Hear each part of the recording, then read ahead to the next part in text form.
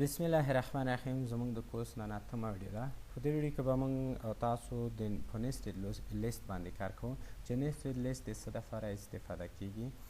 په تېره ویډیو کې موږ د HTML په درې لیست باندې کار کړی و چې لومړی لیست د unordered list و ordered list و او description list و. لکه څنګه چې موږ تېره ویډیو کې یادونه کړه چې description list او nested list چې دي بخیل لیست چې دي دواړه یو شان کار کوي، دومره توفیر یې ترمنځ نشته، مګر ډسکریپشن لیست کې چې صرف هغه هلته موږ ډسکریپشن اچوو، د نوم نه معلومیږي چې هلته د هغه تشریح اچوو. نو راځو اوس نیسټډ لیست باندې دلته عملي کار کوو. ښي لاس کې ګوګل براوزر او چپ لاس کې زموږ سره کوډ ایډیټر ده. اوس راځو چې وړاندې له دې چې نیسټډ لیست شروع کړو د هغه دپاره موږ نیسټډ لیست یو معرفي کوو. نیسټډ لیست چې دی هغه لیست ته ویل کیږي چې هغه بل ساب ولري.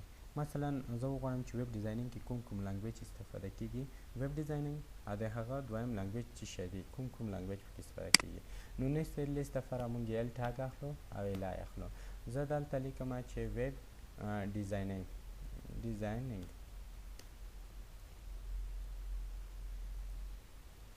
نو دلته ویب ډیزاینینګ موږ ولیکه. اوس غواړم دا کوم ساب لري، د هغه د ساب لپاره موږ د ځو چې نیسټډ لیست کې موږ ساب ورکوو، ایلای ټاګ کې ودرېږو او انټر بټن پریس کوو. نو دلته اوس یو ایل اخلو او د دې په منځ کې ایلای ټاګ اخلو.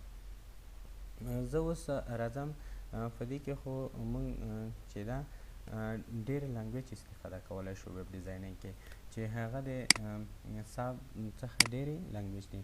دلته اوس څه شو، عنوان شو زموږ سره یو ایل ټاګ کې، او دا چې دا کوم فارټ یا ساب کلاسز چې لري لیست دې ته نیسټډ لیست ویل کیږي.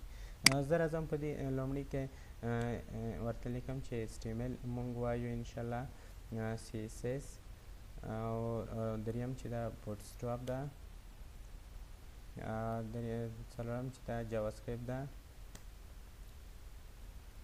پنځم موږ چې دا باک اینډ کې چې وایو PHP وایو.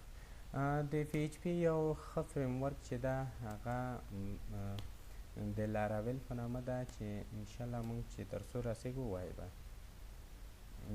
دا زموږ سره د PHP فریم ورک ده.